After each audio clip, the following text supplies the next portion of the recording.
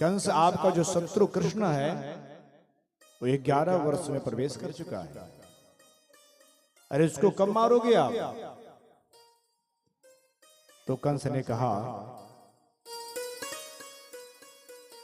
कि महाराज क्या बताऊं, जितने भी मैंने राक्षस को भेजा और दूसरे दिन समाचार आता था कि वह राक्षस मारे गए। मन में बड़ी बेचैनी हो रही है, अब क्या करूं, कैसे मारूं? नारद जी बोले देखो कंस,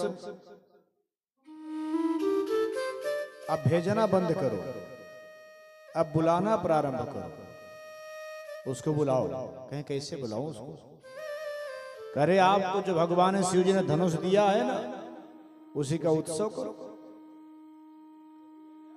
और उत्सव में दूर दराज के सब राजाओं को बुलाना, बहुत भीड़ रहेगी। और जब कंस बलराम आएगा तो उसका आप वध कर देना, और भीड़ में कोई जान भी नहीं पाएगा। कंस ने कहा महाराज आप तो बहुत बढ़िया उपाय बतला दिया। नारद जी बोले कि महाराज इस कार्य को करने के लिए अक्रूर को ही बुलाना। अक्रूर आएगा तो वही जाएगा और वही लेकर के दोनों को आएगा। कंस ने कहा ठीक है महाराज ऐसा ही होगा। तो नारद जी बोले देखो कंस, मैं और कुछ नहीं सुनना चाहता। परसों की तारीख में कृष्ण की मृत्यु, यह मुझे समाचार मिलना चाहिए। कंस ने कहा महाराज जी आपकी कृपा है तो ऐसे ही होगा। ऐसा कहकर नारद सीधे चले गए वृंदावन।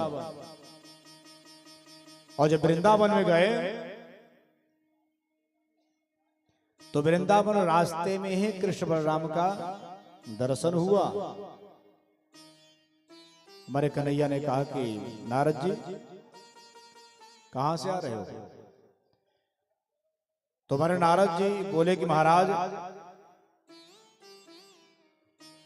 आप लीला में ही व्यस्त हैं। कंस का इतना अत्याचार बढ़ गया, उसकी मृत्यु कब होगी और कब मारोगे उसको? हमारे कन्हैया ने कहा कि नारद जी हम कौन होते हैं किसी को मारने वाले? जीव का जन्म अपने कर्म से होता है, जीव की मृत्यु भी अपने कर्म से ही होता है। हाँ इतना सुनिश्चित है कि कंस ने जो पाप कर्म किया है उस पाप कर्म का घड़ा भर गया है, अब फूटने वाला है। तो नारद जी बोले कि सरकार परसों की तारीख में हमको यह समाचार मिलना चाहिए कि कंस की मृत्यु हो गई। भगवान हंसने लगे। भगवान ने कहा कि नारद जी दोनों जगह एक ही तारीख देकर के आए हो, वहां भी देकर के आए हो और यहां भी देकर के जा रहे हो। हमारे कन्हैया ने कहा कि गुरुदेव मैं प्रभु। नारद जी बोले कि आप तो सब जानते हो, मैं करता वही हूं जो होना चाहिए। ऐसा नारद जी महाराज कह करके और चले गए। उधर कंस जो है अक्रूर को बुलाया। अक्रूर को बुला करके बोले देखो अक्रूर, मैं तुमसे कुछ छुपाना नहीं चाहता।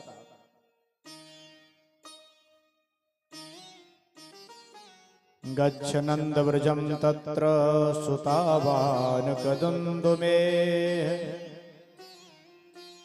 आसाते ताविहाने रथेना नय मनो माम चिरम। हे अक्रूर, आपको वृंदावन जाना है, वहां से ये कृष्ण बलराम को लेकर के आना है।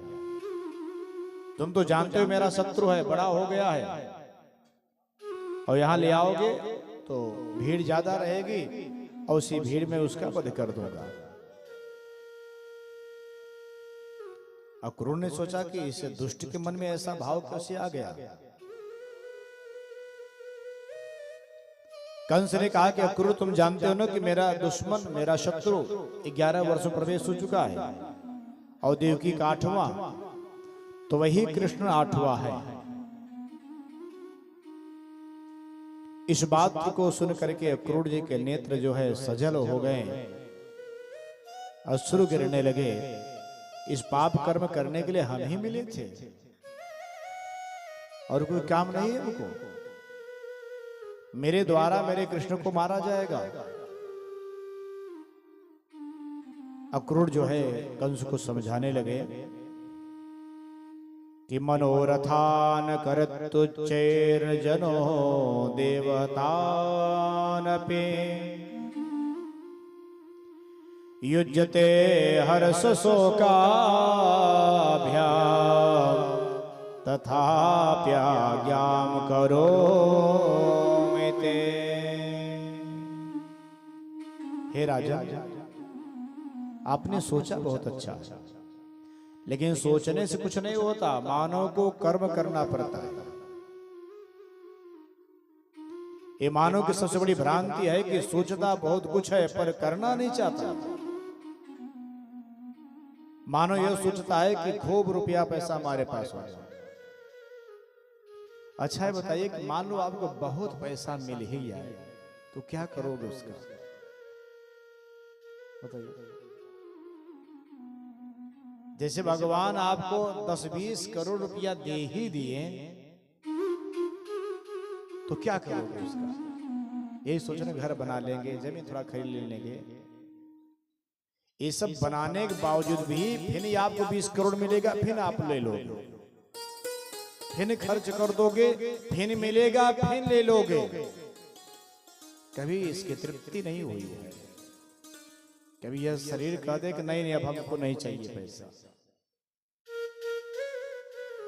भाई कहानी बन जाती है कि हमारे गांव में कोई बड़ा पैसा वाला होगा, दूसरे गांव में कोई बहुत बड़ा पैसा वाला होगा।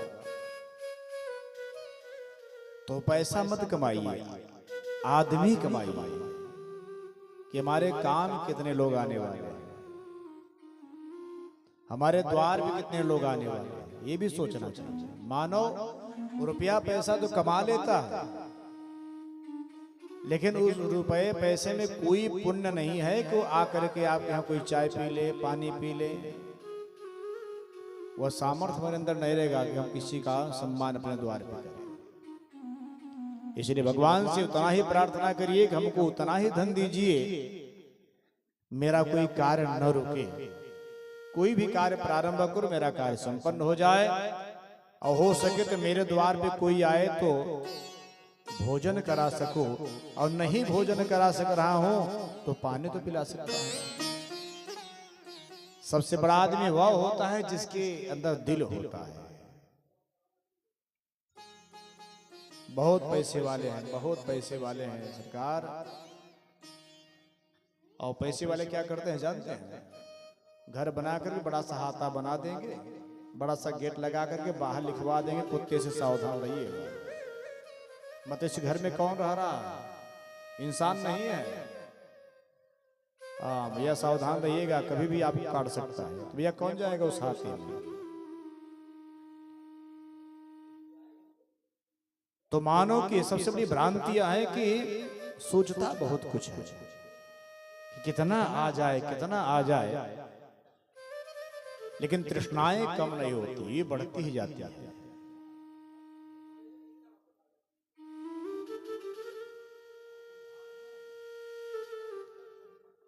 अक्रूर जी ने कहा कि राजन, चिंता को घटाओ और चिंतन को बढ़ा दोगे तो कल्याण हो जाएगा। हमेशा चिंतन को बढ़ा दो। चिंता माने कैसे क्या होगा, कैसे कैसे होगा, कैसे क्या होगा, ये सब चिंता है। और चिंतन सब भगवान पूरा करेंगे। ये होता है सब भगवान पूरा करेंगे। प्रारंभ करो, सब पूरा करने वाला है। मानो जो है देह के अधीन हो जाता है, ऐसा करूंगा वैसा करना बाकी है, ये करना बहुत जरूरी है। तो जरूरी तो सब कुछ है। कौन सा कार्य संसार में जो जरूरी ना हो? तो कंस ने कहा देखो अक्रूर, ज्यादा हमको कथा मत सुनाइए, हम सब कुछ जानते हैं, और अगर नहीं जाओगे तो हमारे आदत को जानते हो कि मैं क्या करूंगा तुम्हारे साथ। अब क्रूर ने सोचा कि बहुत दुष्ट है, अगर नहीं जाऊंगा तो मुझे मार देगा यार। अगर वास्तव में ब्रह्म है तो कंस जो है अपने काल को स्वयं बुला रहा है, स्वयं बुला रहा है। अक्रूर जी बोले ठीक है सरकार हम जाएंगे। दूसरे दिन प्रातः काल जो है रथ को सजाया गया और रथ पे बैठ गए हमारे क्रूर जी और मन में विचार करते हैं किम मया चरितम भद्रा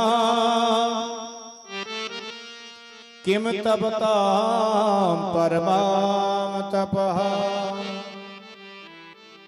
किं वा थाप्यर्हृदे दत्ता यद्रक्षाद्य केशव। अक्रूर जी अपने मन में विचार करते हैं कि न जाने मेरे कौन से जन्म का प्रारब्ध है कि आज गोविंद से मिलने जा रहा हूं और मेरा गोविंद मुझे देखते ही काका कह करके मुझे प्रणाम करेगा। वो बहुत दयालु है, कृपालु भी है, मुझे प्रणाम करेगा। अक्रूर जी ऐसा मन में विचार करके रथ में विराजमान हो गए। रथ चलने लगे।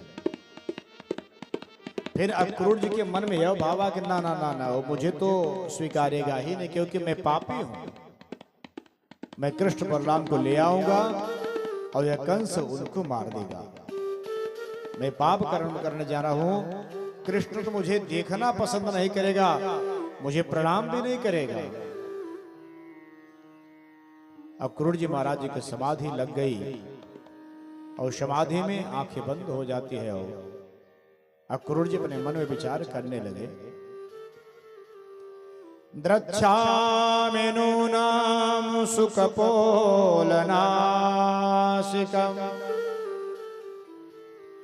मुखं मुकुन्दास्य गुडालकावृता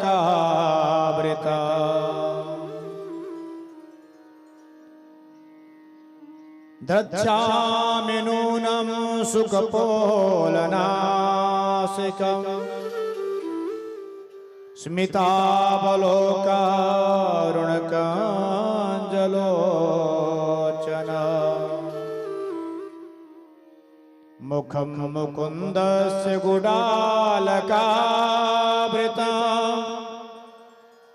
प्रदक्षिणं मे प्रचरन्ति वै मृगा। अक्रूर जी अपने मन में विचार करते नहीं नहीं वो मुझे जरूर स्वीकार करेगा क्योंकि वो बहुत ही सुंदर है। द्रक्ष्यामि नूनम सुकुपोलनासिकम। भगवान का नाक बहुत सुंदर है, भगवान के नेत्र बहुत सुंदर हैं। भगवान मंद मंद जो है मुस्कुराते रहते हैं।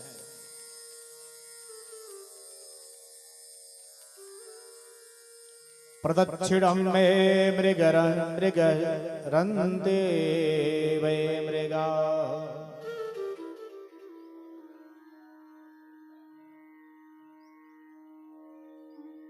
ऐसा जब सोच रहे थे तो उसी समय दक्षिण की तरफ मृग का जाना यह शुभ संकेत हुआ, शुभ संकेत हो गया। अक्रूर जी बोले नहीं नहीं नहीं मुझे जरूर स्वीकार करेगा। ऐसा कहकर जैसे उनका रथ वृंदावन में पहुंचा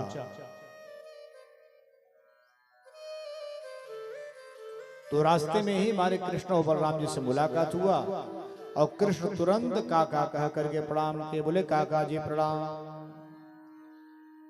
प्रणाम किए। अक्रूर ने कहा देखो मैंने कहा था ना कि मुझे जरूर प्रणाम करेगा। वो मेरा गोविंद जो है बहुत ही प्रेमी है,